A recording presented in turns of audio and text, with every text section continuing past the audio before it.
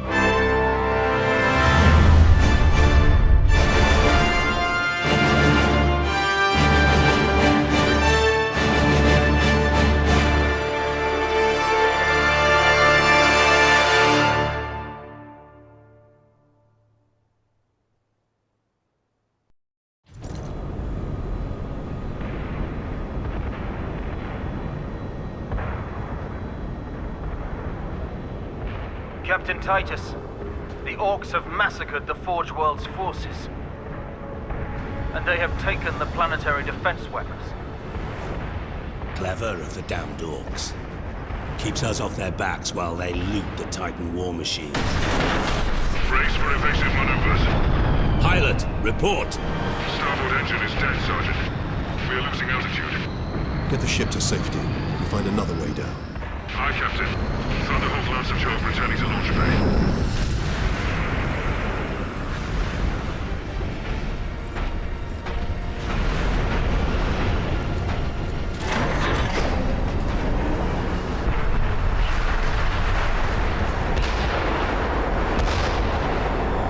This is your plan. We need to get to the surface to take out the gun battery. Or do you want to go home already, Sergeant? Not before having a word or two with the Orcs. Is that wise, Captain? The Codex Astartes does not support this action. Try to keep up.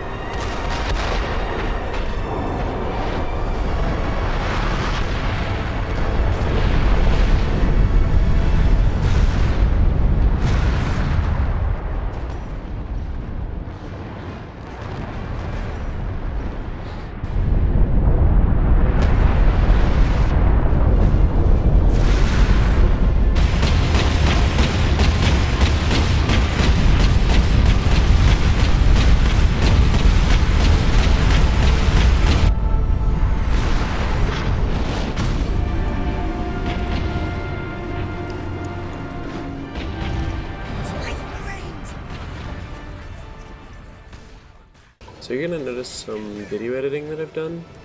I sped up the gameplay to about 1.5 times normal gameplay speed, because I'm really just not going to be talking that long.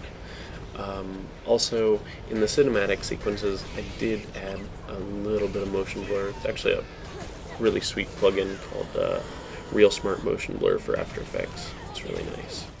But for those of you who are not familiar with Warhammer 40,000, the Warhammer 40k universe, this game you're playing as a Space Marine who is a extremely badass, genetically engineered superhuman with 2 hearts and extra lungs and all kinds of awesome stuff to keep them alive in combat. They're like supposedly 8 feet tall, and they're wearing this crazy armor, and they're extremely strong and even harder to kill. The armor is actually powered armor. It's protected by a force field, which, you know, as you can see in the game, it goes down, but it regenerates over time. Gameplay-wise, it's somewhat similar to the Halo shields.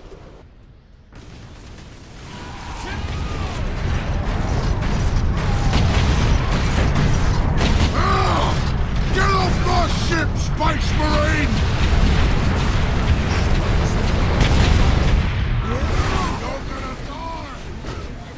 You may notice just from watching me that the style, the gameplay style, is very, very aggressive. Once your shield goes down and you start taking damage on your health, there is no like health regenerate. Well, at least not until much later on in the game when you get Fury. But the way your health regenerates, you actually have to perform like a stun attack, and then follow that up with an execution move, which is somewhat similar to the execution moves you might see in like Gears of War. However, you do take damage while you're in an execution move, unlike Gears of War. You're not invulnerable while you're doing the move. The story is really, it's great. It's got awesome voice acting, as you can tell from these cinematics. Actually, the character at the beginning who's saying how the Codex doesn't support this action, you know, I feel like the acting is really great, because by the end of the game, I really hate that character, and I think if the acting is good enough to make you really despise a character in the game, then I would say they did a really good job in that regard. So, yeah, I feel like gameplay's great, graphics, clearly, graphics are beautiful. The only thing I would say I would have liked to have seen done differently was I would have definitely liked to have seen more of the alien races from the Warhammer 40k universe. I would have definitely liked to see some Eldar in this, or some, I don't know, maybe even like Necrons or something would have been really cool.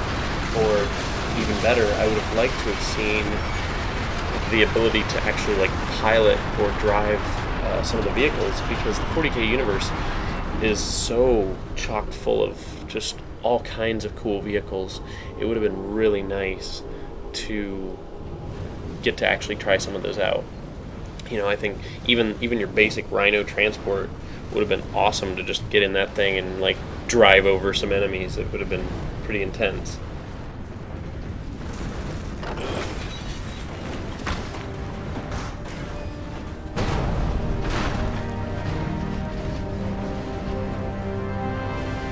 So to conclude this, I would just say that if you like a game that has a great story, has good graphics, has intense, gritty, action, in-your-face gameplay, then this might be the game for you. So yeah, stay tuned for my multiplayer review.